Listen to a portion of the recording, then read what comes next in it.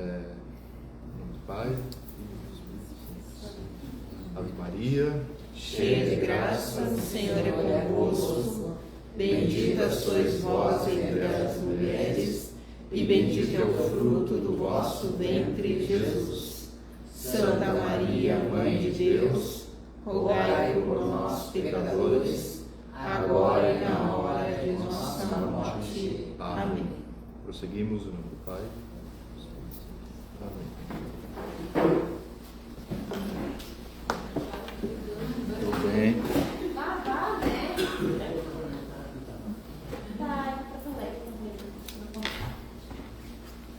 Muito bem, sejam todos bem-vindos no ano de Nosso Senhor de 2026. Vamos dar prosseguimento à nossa terceira aula sobre história do cristianismo. Gostaria de agradecer primeiramente a adesão, né, nesses primeiros dias de inverno costumam machucar as pessoas, né, e também dar um alô para as pessoas de lá de fora, né, que não puderam vir, mas que eu sei que estão acompanhando, porque a gente conversa com as pessoas, inclusive na missa, né, algumas pessoas chegaram e disseram: tô acompanhando teu curso ali. Aí eu me faço interrogado: mas que curso? Tuas aulas ali, ótimo, né? Professor. Algumas pessoas que nem são do centro de estudo, mas estão acompanhando também, né? E isso aí na verdade me lembrou que, e agora nós estamos vendo isso na história do cristianismo. O cristianismo, ele nasceu assim, ele nasceu de boca a ouvido. Então, por exemplo, essas minhas aulas aqui, elas podem ter poucas visualizações hoje, mas elas vão ficar para a eternidade no YouTube. E outras pessoas vão ver, e pessoas de fora vão ver. E isso aqui é o trabalho catequético, né? O trabalho de catequese. Né?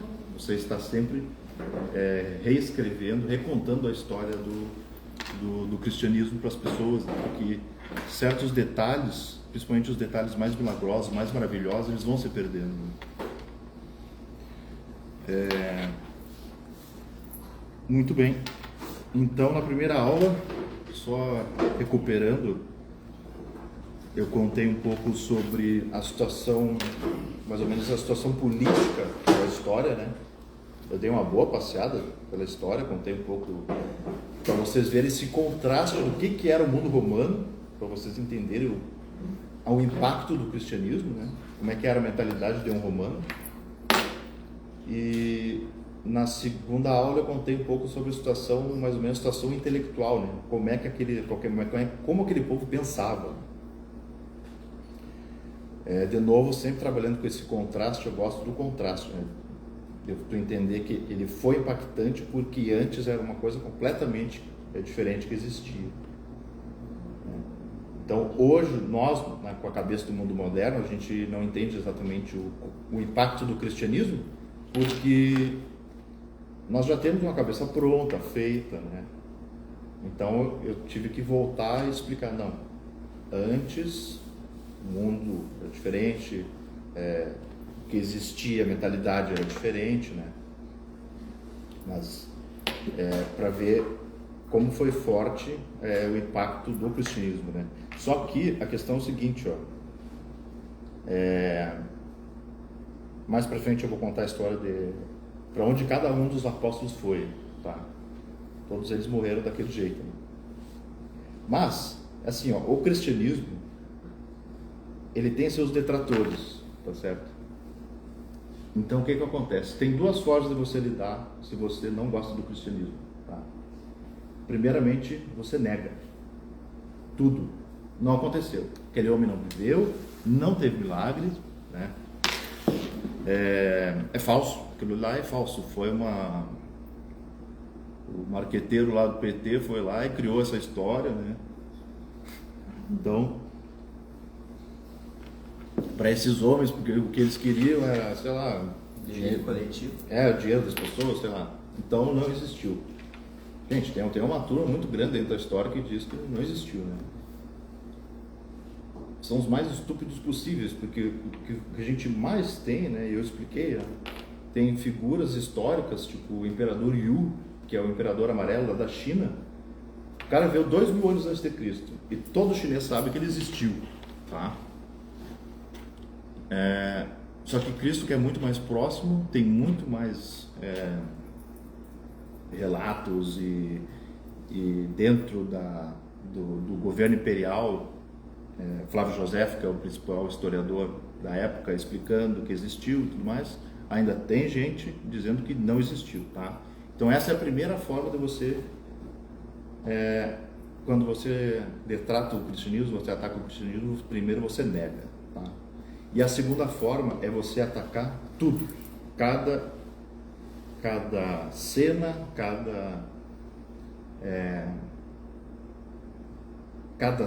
cada passagem da história de Cristo.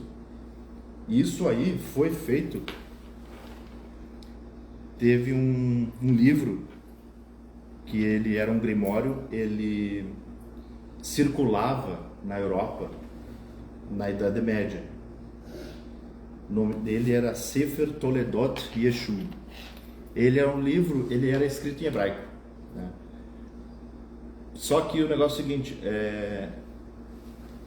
ele é praticamente um anti-evangelho. É uma história que ela somente ataca a história dos evangelhos. Cada cena, cada parte, né?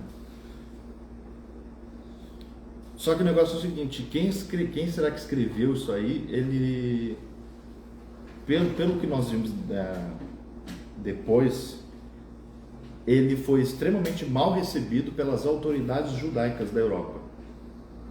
Então, as grandes assembleias dos rabinos na Polônia, na Espanha, quando eles viram esse livro e leram isso aí, nenhuma grande assembleia rabínica autorizou ou reconheceu como verdade. Todos eles, muito pelo contrário, eles detrataram inclusive esse livro. Por quê? Porque era um ataque brutal, um ataque cruel, né, à história de Cristo, tá? Por que eu estou falando sobre isso? Porque hoje eu preciso entrar em Maria, preciso entrar na história de Maria, tá? Nesse livro, Maria na época, ela tinha entre 12 e 17 anos, tá? Que é a idade mais ou menos que seria da idade do noivado de uma menina judia da época. Então entre 12 e 17, né? Ela era uma adolescente. E José teria entre 18 e 24 anos. Também extremamente jovem, né? Aos nossos olhares, né? O nosso olhar moderno seria muito jovem. Naquela época já estava a cabeça pronta. E cada moça entre 12 e 17, ela já é preparada ela já é dada a alguém da sua cidade. E aí seria o que nós conhecemos hoje como noivado, né? Ela está prometida para ele. Então, quando chegar a hora, vai acontecer o casamento, tá? Mas tipo, vamos pegar um exemplo aqui, ó. Pegar o exemplo da Bárbara aqui, ó. Tô noivo dela, ela continua morando na casa dela, né? E eu vou trabalhando, que quando chegar a hora, nós iremos nos juntar, vai ter o casamento. Ok, mas aí o que aconteceu? Maria, ela deu a pior história possível do que aconteceu com ela. Então é por isso que eu digo que ninguém teria inventado essa história na época. Porque o que ela disse? Ela disse que o Espírito Santo, né, ela engravidou do Filho de Deus. Tem uma série de coisas aí que o judaísmo não vai entender, não vai gostar, vai virar o nariz. e ela cairia em blasfêmia pura. Isso é blasfêmia. Punida com a morte. Poderia ser punida com a morte.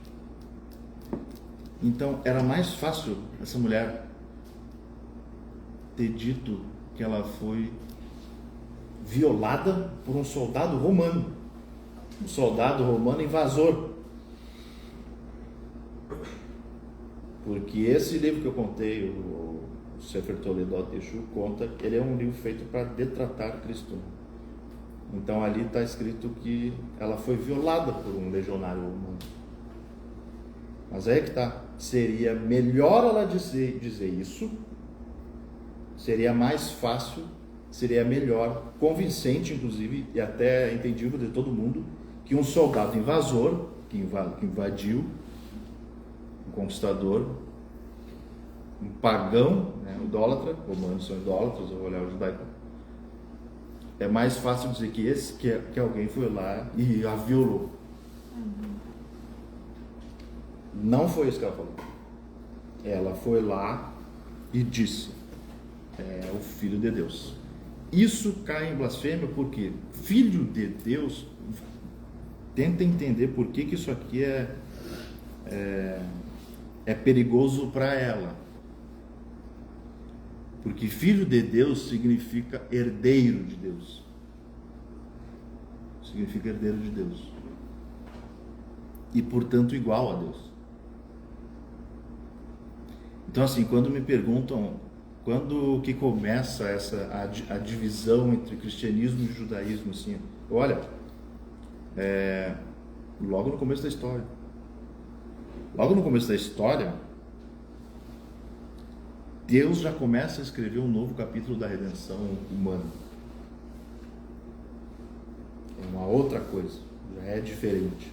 Tem aspectos assim que já... Como o próprio Cristo diz para a mulher samaritana que a salvação vem dos judeus, né? Ele está falando dele mesmo, né? Mas a divisão já começa aí, logo no começo. Inclusive,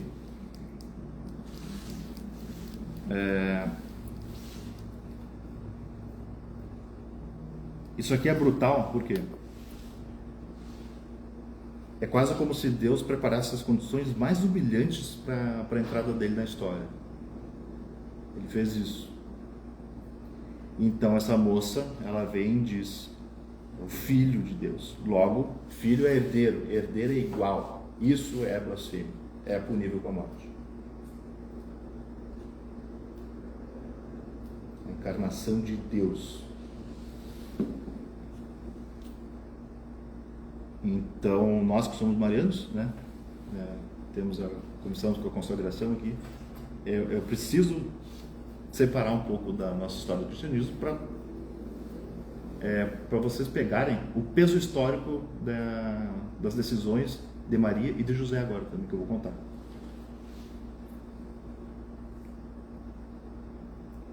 Quando ela conta para José é o justo, né? Ele é chamado de justo. Yosef Hatzadik. José o justo, significa José o justo. Esse homem, ele sofreu junto com ela. Porque ele sabia que aquilo tudo, se fosse verdade, ia ser o fim dela. Ninguém ia entender, ela ia cair em blasfêmia e seria apedrejada até a morte. Então, qual foi o que esse homem fez?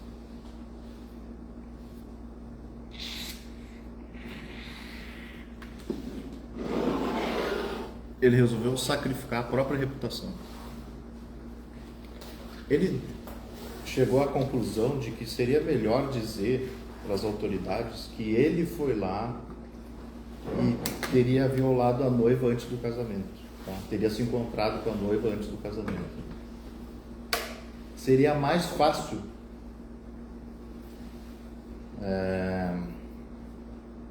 resolveria o problema dela e destruiria a vida dele. destruiria a vida dele, porque ele ia cair em desgraça. Né? Essa gente não tem quase nada, eles têm só o nome, a moral.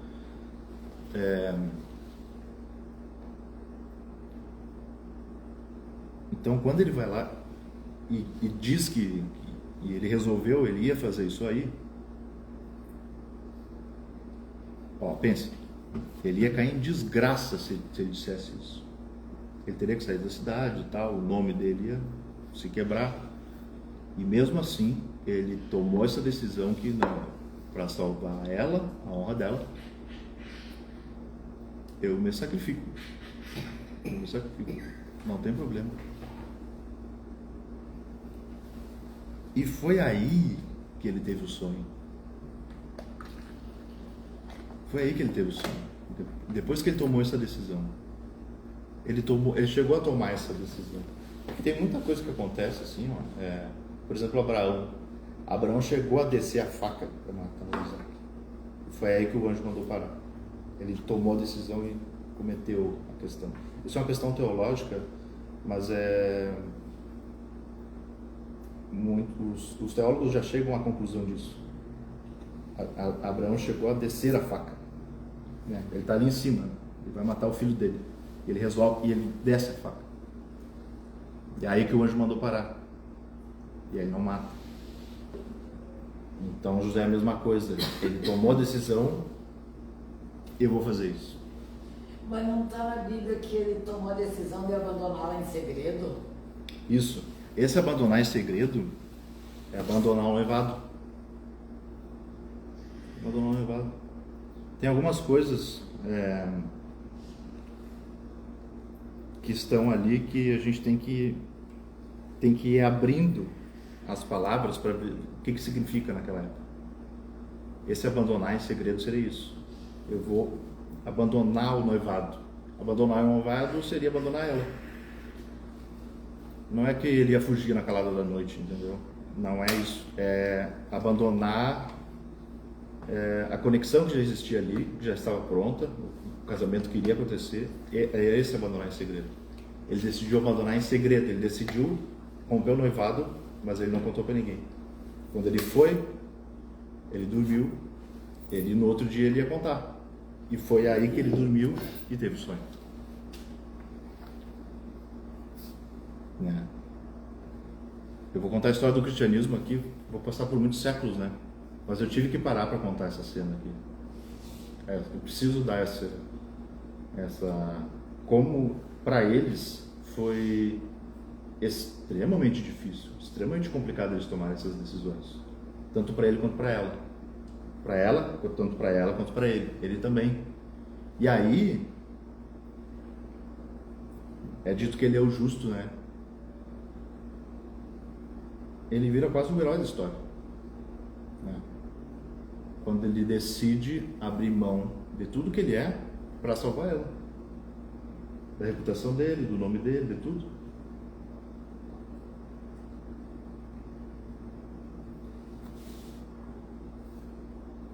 E de novo, é como se Deus tivesse preparado as condições mais humilhantes para essa entrada na história, né? Foi uma dificuldade imensa para eles. E eles passaram pelos testes. Então, seguindo,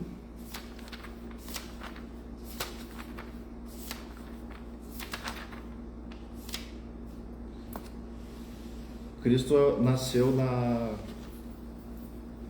essa questão da manjedoura, né? Como é que eram as casas naquela época? Elas não eram imensas que nem as nossas casas. Elas eram pequenas, elas eram apertadas e elas tinham... Metade da casa era para os animais. Porque os animais eles congelam, eles são roubados, né? Então tu tem que botar os bichos para dentro de casa, dividido por um cercado, assim. Só os porcos que não, porque porco é um animal imundo, eles não convivem com porcos, né? Mas os outros animais, quem é que ia roubar porco também? O bicho é imundo. Mas os demais animais, né? Os demais, imundo para eles, assim, na visão deles, né? Os demais animais, eles viviam dentro de casa. E a casa, então, era menor do que esse salão aqui. Então. E tinha um pedaço da casa que era separado para os animais. Então, deixa eu limpar a barra do José aqui, ó. Quando ele saiu com a Maria e eles foram para essa cidade assim, a gente fica imaginando, nossa, parece que o cara saiu assim, essa moça grávida, né? Não, eles não tinham, não, mas eles tinham onde ir. Eles tinham um lugar onde ficar, entendeu? Eles ficaram em casas de parentes. Eles tinham parentes nessa cidade. Porque a gente fica imaginando assim, porque eles chegaram e aí ninguém queria receber eles. Mas que gente insensível, a mulher tá grávida, pô. Ganhando. Ela já tá pronta ali, ó, tá saindo. Mas que tipo de gente é essa? Eles não são pagãos, eles não são idólatras a esse ponto de... Sai daqui.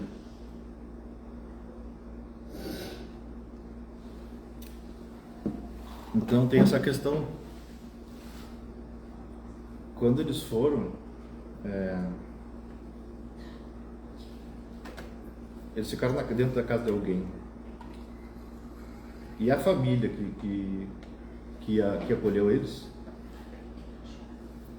essa família, ela teria saído do cômodo principal, ido para outro cômodo e deixou eles ali, naquele cômodo. E eles, assim, mesmo assim, não querendo assim atrapalhar essa família, eles foram para o lado da casa onde ficavam os animais. E aí que é essa história da manjedoura e tudo mais. Porque essa visão da manjedoura nasceu com São Justino Mártir. São Justino Mártir conhecia tudo isso aí.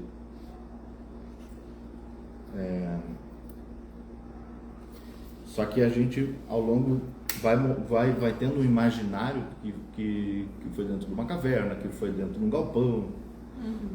Gente, todas as casas, elas eram galpões. Não eram casas modernas como a gente imagina, divisão assim das coisas, cozinha, banheiro, quarto, né? Isso aí veio depois, né? O mundo europeu. Isso aí demorou muito para acontecer, a divisão direitinha das peças, das salas e tudo mais, né? A casa romana era muito diferente do que a gente é. A casa romana tinha um jardim no meio, aquela coisa toda, então é completamente diferente da nossa casa.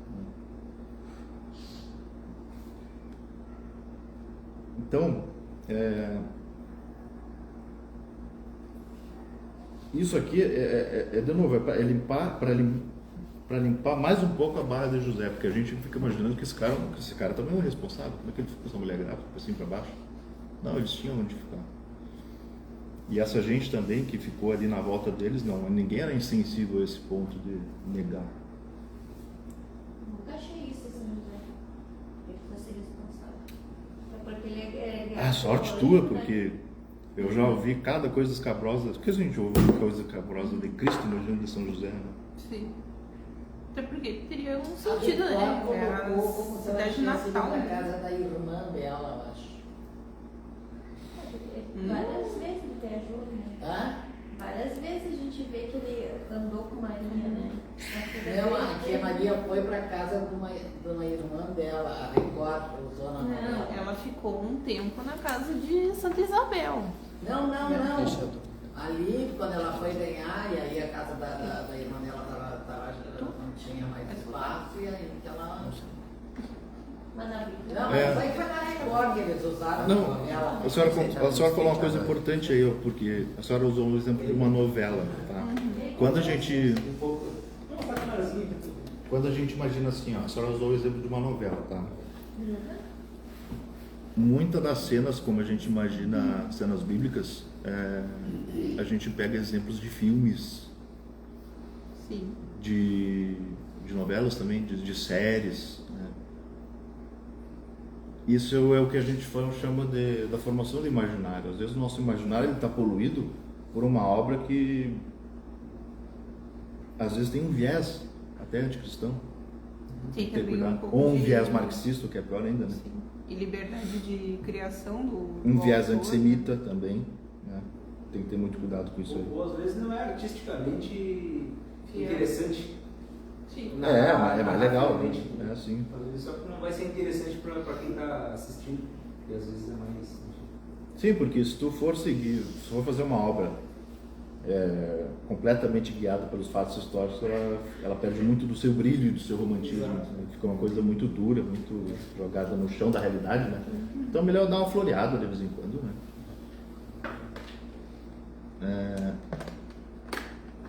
É que tem que ter cuidado com essas coisas. Né? Sim, mas de qualquer maneira, o certo é que ela foi para casa de parentes. Sim. Aquela história de não ter lugar aqui, de não ter lugar ali, de coisa, então aquilo ali Agora vamos seguir um pouco pela história do ministério dele. Tá? Vamos dar um pulo um pouco na linearidade da coisa.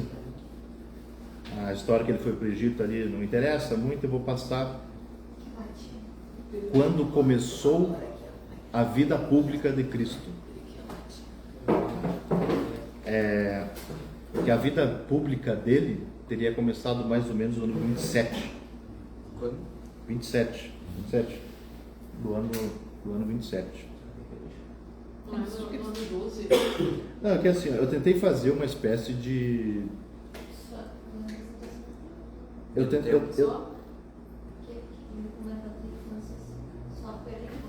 tentei fazer uma espécie de o que veio antes e o que veio depois na vida dele, tá? Isso não é fácil, nem um pouco. E eu não consegui, assim, porque é bem complicado, assim. Tu tem os 4 ali, né? Mas não existe divergência. Mas é que ele fez muita coisa, gente. Né? Não vou pegar cada coisa que ele fez, agora ele curou fulano, agora ele ressuscitou fulano, tá? Mas da história dele, ele viajou muito, tá? É uma região pequena, não é longe, mas ele viajava muito. Isso é o principal da coisa, tá? Eu quero que vocês tenham isso em mente. Ele viajava bastante, ele e os amigos dele, que eram amigos primeiro, depois viraram os apóstolos, né? Então eu quero começar ali pelo ministério dele, pelo batizado por João Batista. Por quê? Porque tu tem a Trindade se manifestando. A Trindade se manifestando. Pelo menos na segunda vez da história, tu tem a Trindade na mesma cena. Né? A primeira vez foi lá com Abraão.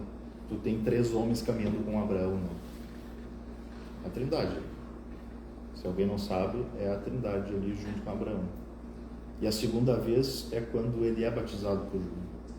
Porque tu tem o Espírito Santo na imagem de uma pomba, né? A imagem que nós gostamos de usar, né? Da pomba.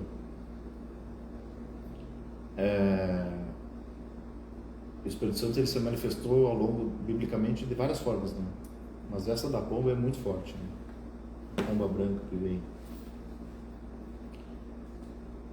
E aí tu tem Deus Pai dizendo: eis aí, meu filho. Tu tem a voz de Deus Pai. Tu tem a pomba no Espírito Santo. E tu tem ele sendo batizado. Então essa cena ela é importantíssima para a gente. E é logo no início do ministério dele. É praticamente a iniciação dele, né? A unção de João Batista. Não preciso dizer que ele não precisava, né? Mas ele queria ser. Como exemplo, Cristo, tudo que ele faz por exemplo, ele está dando exemplo. Né? O exemplo arrasta. Né? E é interessante porque imediatamente dessa manifestação da Trindade, né, é dito que ele vai para o deserto, né? Que ele se recolhe para o deserto. Né?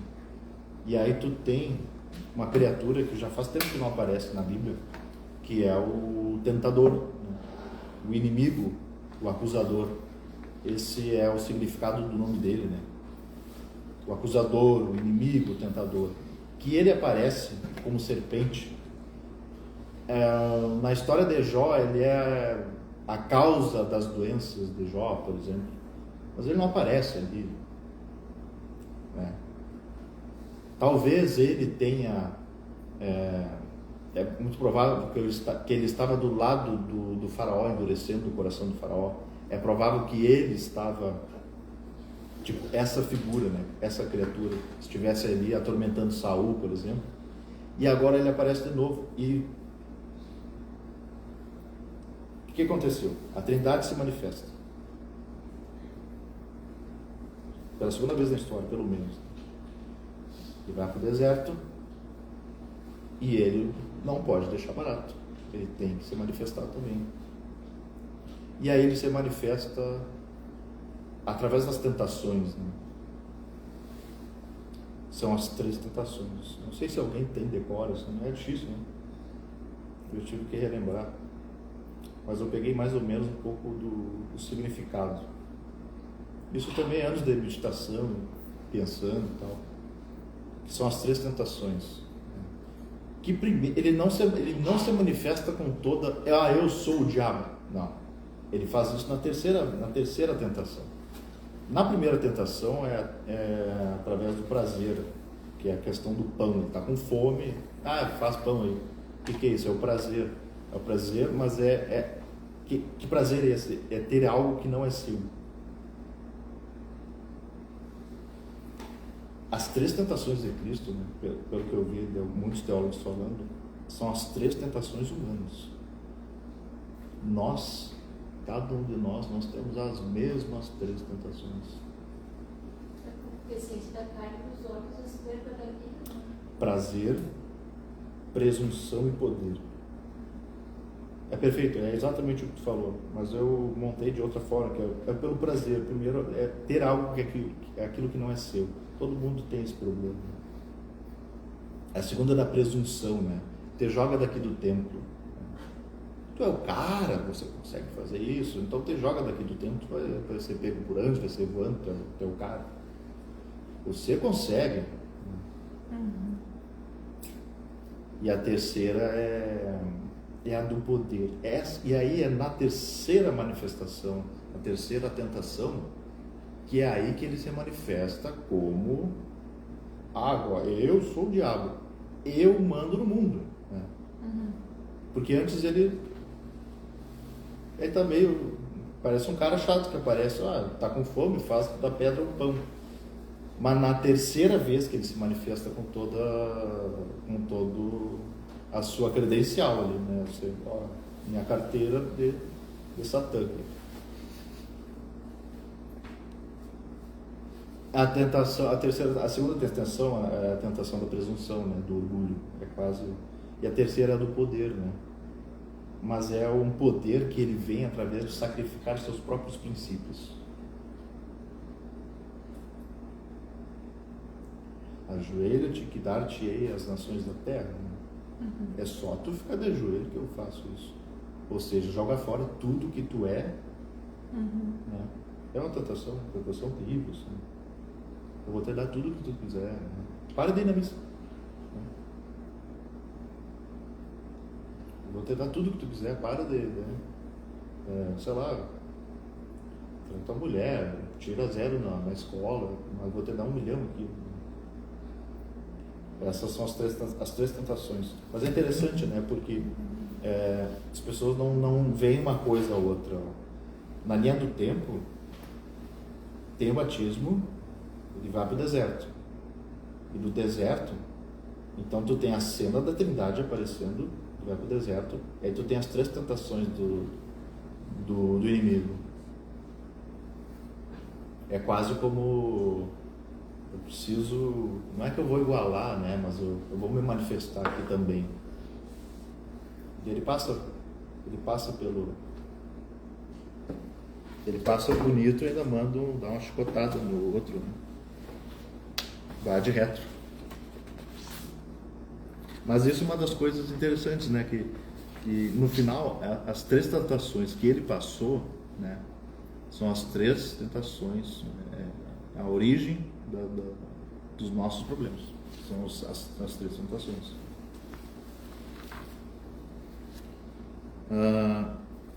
Quando ele sai do deserto, é quando ele encontra 3 figuras, que é João, André e Pedro.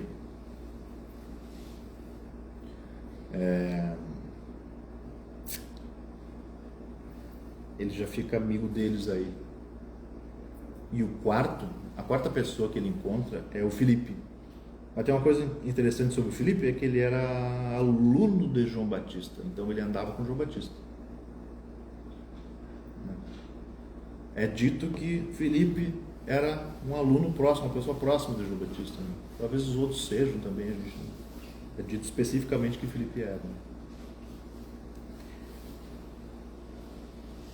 Essas são as 4 primeiras pessoas que vão andar com ele durante um bom tempo antes dele... antes do ministério virar uma coisa maior, digamos assim. O ministério dele já começou com o batismo. Ele passou os 40 dias do deserto, conhece essas pessoas, e aí que acontece bodas de Caná, tá? Maria, né, conversando, primeiro milagre. Então ele ainda não é a hora. Então ele já sabia mais ou menos o que ele ia fazer. Ele já tinha uma agenda, né? Mas ele não era rígido nesse sentido. Ele não era rígido, tipo, não, só pela situação ali, né? Ao longo do tempo a gente vai vendo que ele não era uma pessoa rígida nem um pouco. Quando ele precisava muito, a rigidez dele é extremamente pedagógica, né? Ele teria morado com os discípulos, certo? Ele teria passado um bom tempo com Pedro, pelo menos, porque ele ensinou dentro da casa de Pedro. Pedro tinha uma sogra, já era casado, morava em Cafarnaum, né? Que é uma cidadezinha de pescador, gente pobre. Ele teria passado algum tempo com Pedro, provavelmente morado um tempo com ele. E eles iam, né? E voltavam assim entre Cafarnaum, e aí foi a primeira vez que ele foi para Jerusalém, tá? E lá ele foi cancelado, certo? Porque o que aconteceu lá? Lá que ele viu o sistema corrupto, a corrupção do templo, né? Mas como eu disse, ele não era rígido, e na rigidez dele era pedagógica. Então, por exemplo, ele não bateu em ninguém quando ele revirou as mesas do templo, né? Isso é um detalhe que alguns filmes já esquecem, tipo, já estão batendo, já tem o Cristo batendo em alguém.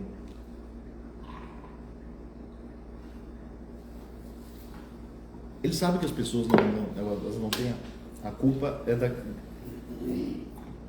aquilo que estava acontecendo ali era errado. Ele tinha noção disso.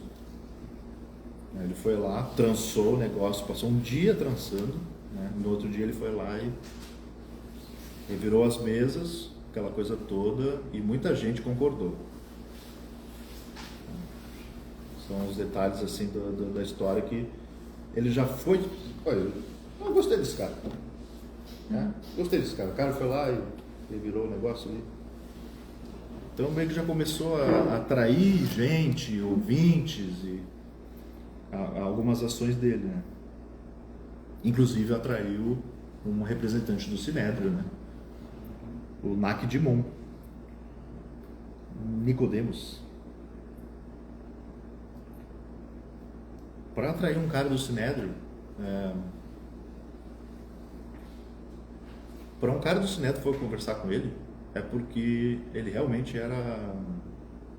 foi muito impactante isso.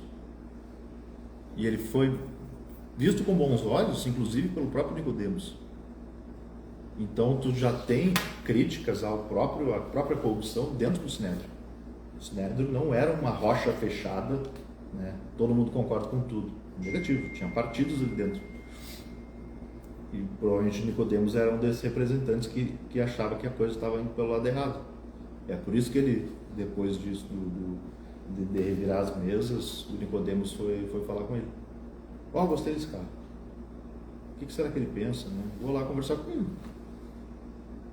Será que é mais um revolucionário aí? Ou não? Né? Porque tinha os zelotes, né? Tinha os zelotes ali, né?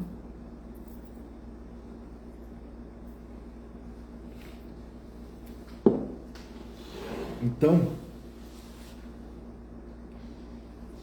saindo de Jerusalém é quando ele passa pela Samaria, porque a Samaria, né, ela teria sido melhor eles darem toda uma volta para rodear a Samaria, porque a Samaria eles eram, a história deles é que eles eram judeus, só que teve uma época onde eles acharam que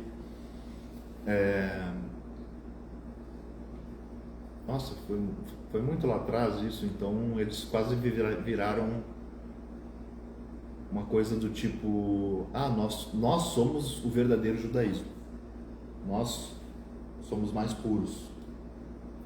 E aí eles foram morar nesse lugar, né?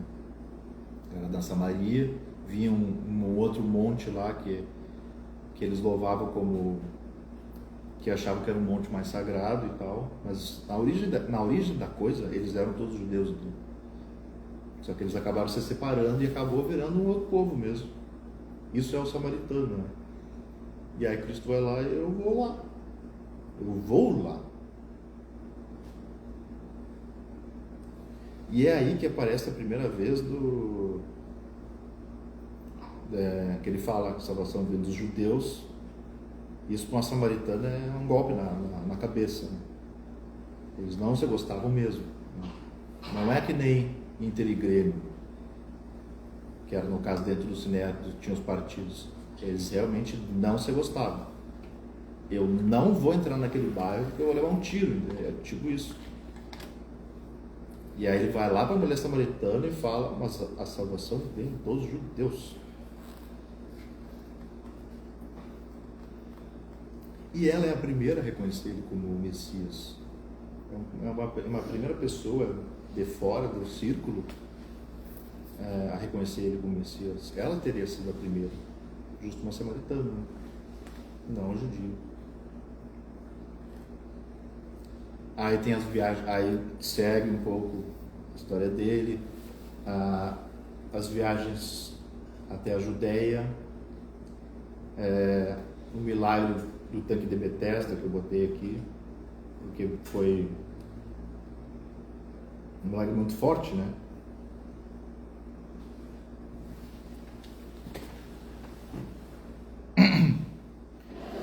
E aí seguindo, então o que a gente já está vendo na biografia dele? Ele viaja bastante com a turma dele, ele prega, ele ensina, ele para num canto e começa a ensinar. Era assim que acontecia, né? Porque nem quando ele parou no barco de Pedro e ficou no barco falando e as pessoas sentadas ouvindo.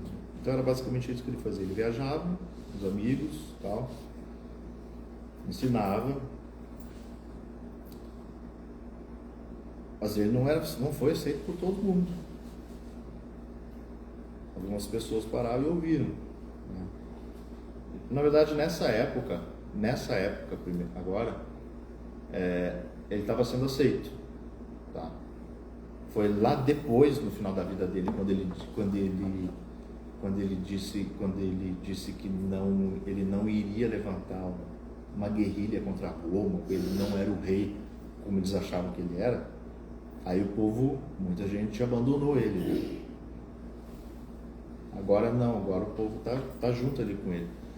Mas os governantes, no caso assim, sempre devia ter algum romano na volta, certo? Então isso é alguma coisa que já estão corrigindo em algumas cenas novas agora, assim, que estão contando a história de Cristo, tá? Não vamos esquecer, isso aqui é a ocupação romana. Tem militares romanos para tudo que é canto. Vai ter cavalo, legionários, muitos legionários sempre. Eles sabem o que estão acontecendo, né? Eles estão de olho. Porque esse cara pode ser um revolucionário, como tinham outros.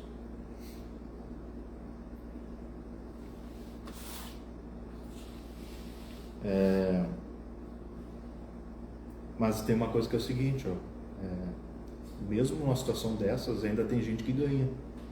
Dentro do próprio povo de Israel tinha gente que ganhava, entendeu? Que, por exemplo, qualquer governante que a gente viu, um governante terrível, um tirano, pensa em algum tirano aí, de algum presidente, sempre vai ter uma turma que, grande negócio, melhor esse cara tá aí, tô ganhando muito, né? Minha situação tá confortável, minha vida tá boa, alguma coisa assim. Claro, mas para a grande maioria sabe que aquilo é um problema, mas sempre vai ter uma turma, né?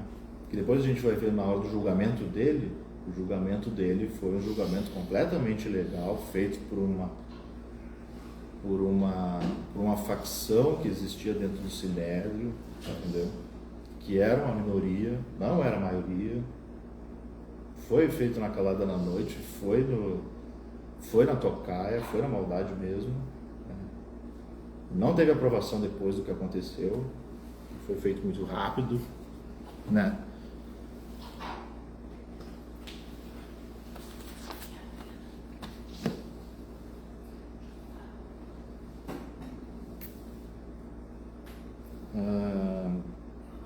Certo, agora andando um pouco mais da biografia dele, aparece o Mateus, que era rico, que era um carinha rico.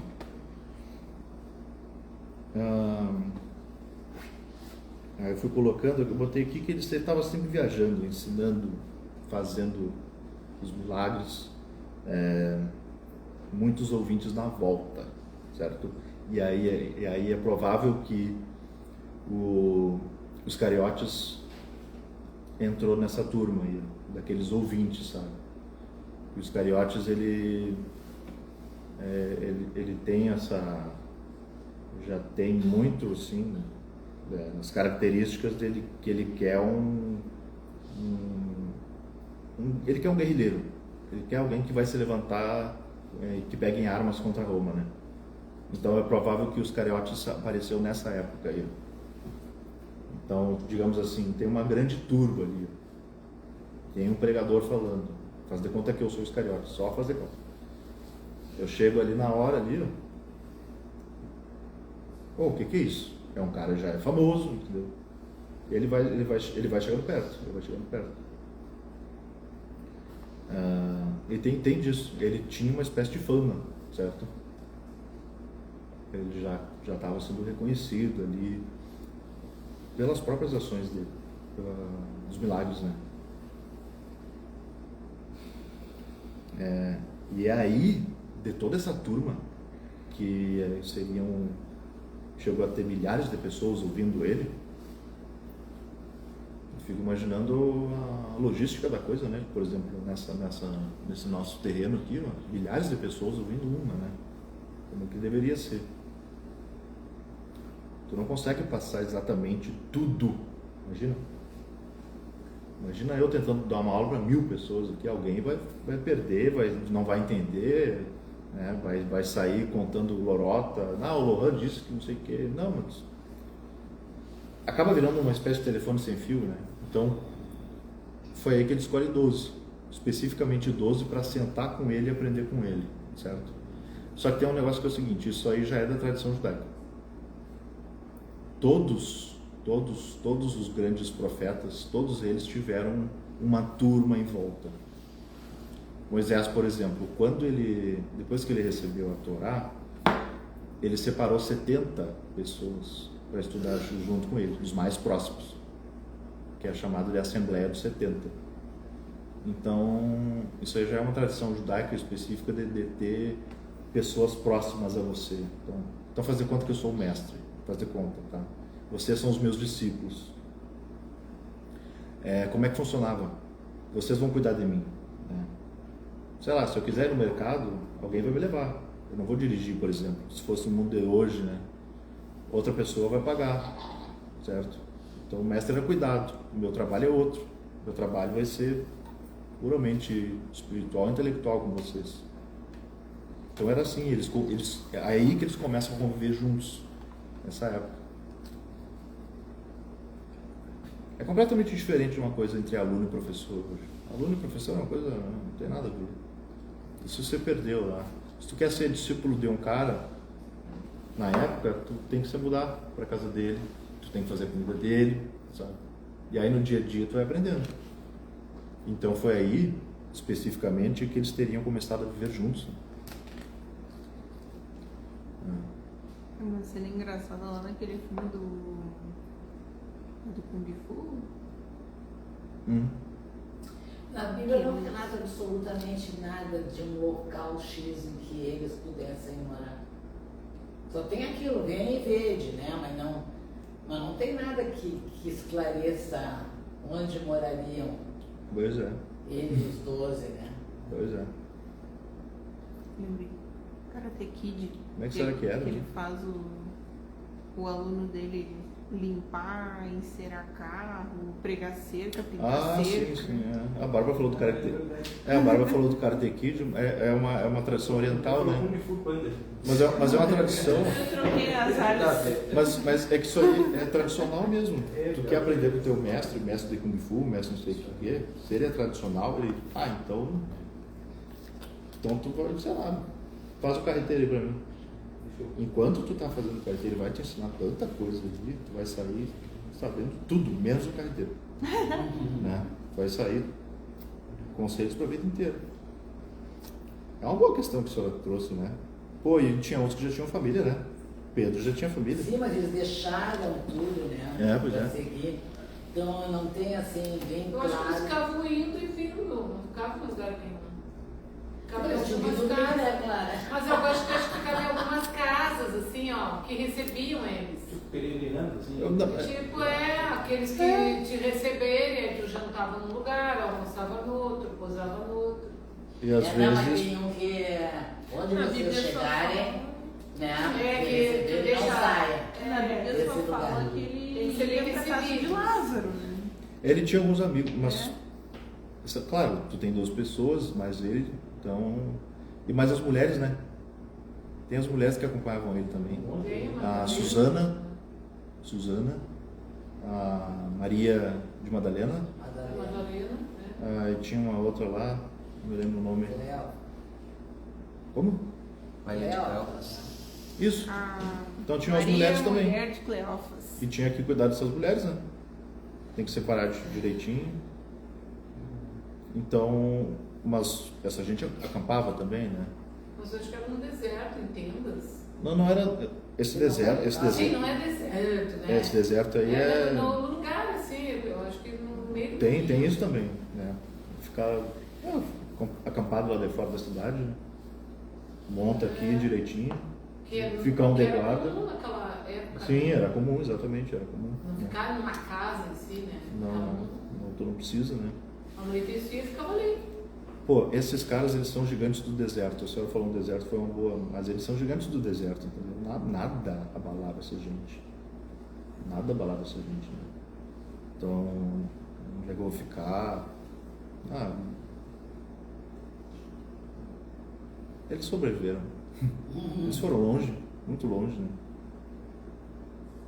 né? Voltando aqui. Aí é que tem a questão.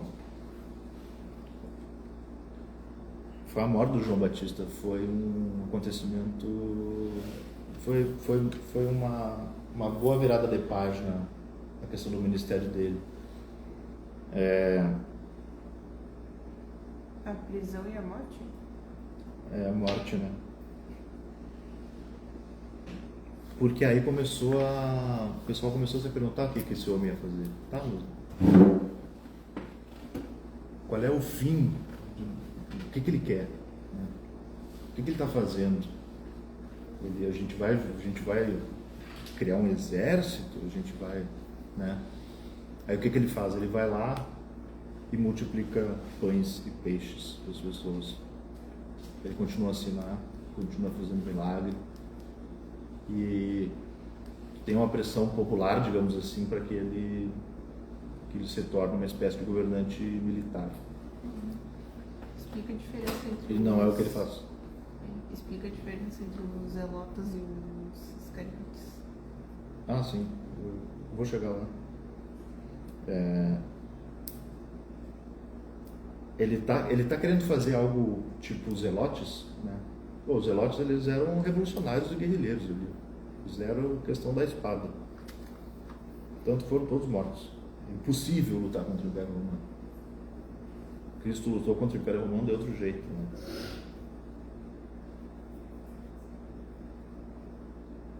Certo, aí foi mais ou menos aí, depois da morte de João Batista, que aconteceu aquela cena magnífica da tempestade do Mar da Galileia, que ele aparece caminhando em cima das águas, né?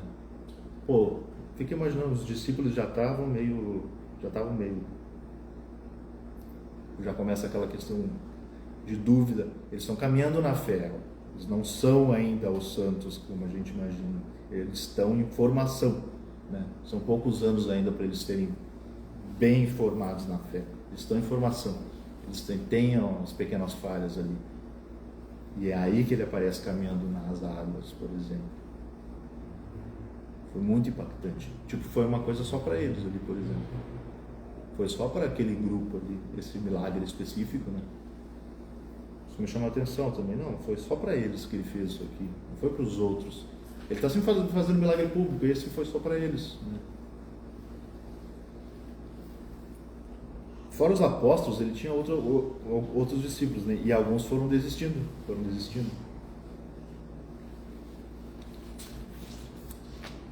Mas ele não cede à pressão popular. Ele já sabia o que queria fazer, desde o começo. Ele sabia que esse processo ia ter gente que ia pedir para que ele se tornasse um governante. E ele deixa bem claro que ele luta contra essa tentação do poder. Várias vezes. Ele sai para meditar, para ficar sozinho. Será que não é o caminho, né? Tem um milagre interessante aqui que é meio esquecido, que é o milagre da mulher cananeia, que a filha dela está sendo possuída seriam demônios, né, espíritos malignos, só que esses espíritos malignos seriam os próprios deuses dos cananeus, então ela é idólatra, só que os deuses dessa mulher estão atormentando a filha dela, e ele vai lá e limpa a mulher, né, liberta a mulher.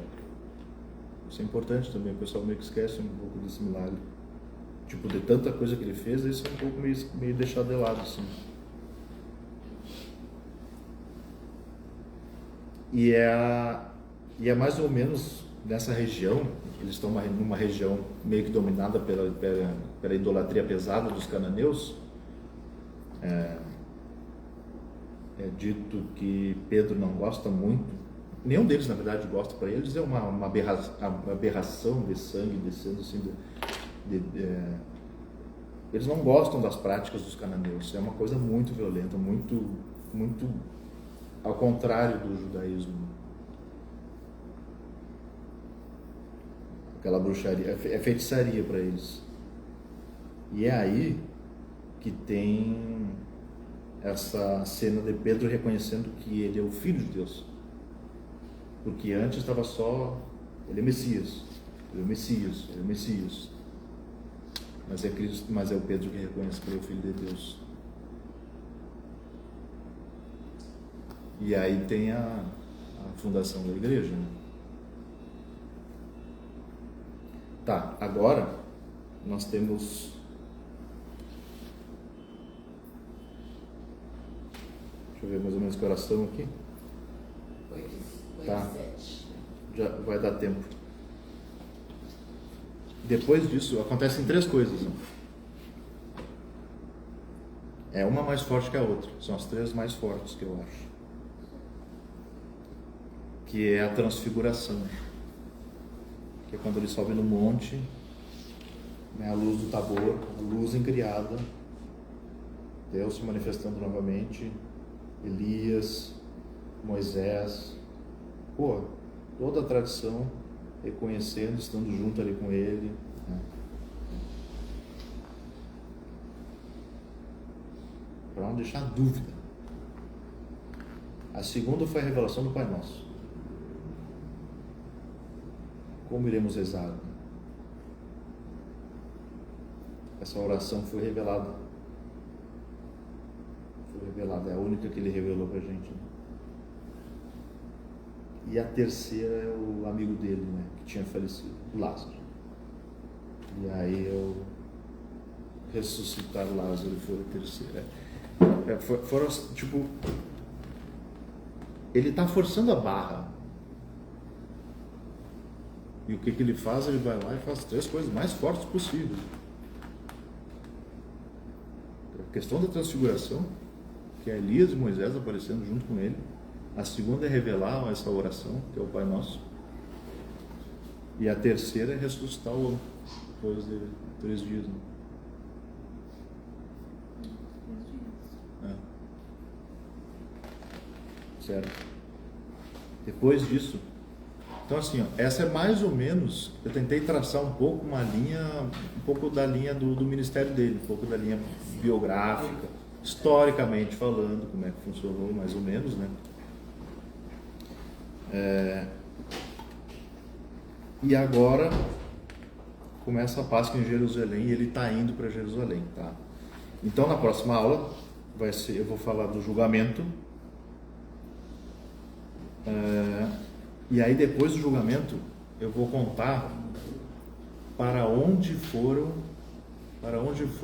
cada um dos apóstolos, tá? Esse destino dos apóstolos é um mais fascinante do que o outro, certo? Que alguns a gente sabe que está em Atos ali, mas outros não sabemos. Tivemos que ir em outras fontes, né? Como é que um foi parar na Índia, o outro foi parar na Pérsia, tem um que veio aqui na América. Eu acho que o pessoal não sabe. Não aconteceu nada, né, Muro Velho? Isso, vou contar dele também. Essa terceira, então assim, pessoal, essa terceira aula é um pouco mais pesada, né? Porque questão do ministério, pô, tanta gente já escreveu sobre ele, né? Pô, pensando nós meditamos, né? Pelo amor de Deus, né? Cada cena da vida dele nós estamos meditando, né? Mas eu tentei trazer um pouco da linha cronológica, assim, mais ou menos, esse ser humano, né? Historicamente falando, uma criatura, uma pessoa dentro da história, como é que foi a biografia dele, né? Só para a gente ter um pouco antes e depois, né?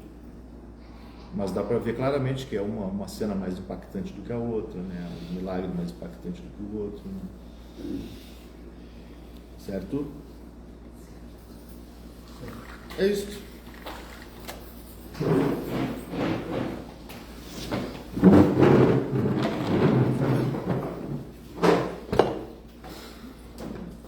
Muito bem. Então, encerramos com Ave Maria. Ave Maria, cheia de graça, o Senhor é convosco. Bendita sois vós entre as mulheres, e bendito é o fruto do vosso ventre, Jesus.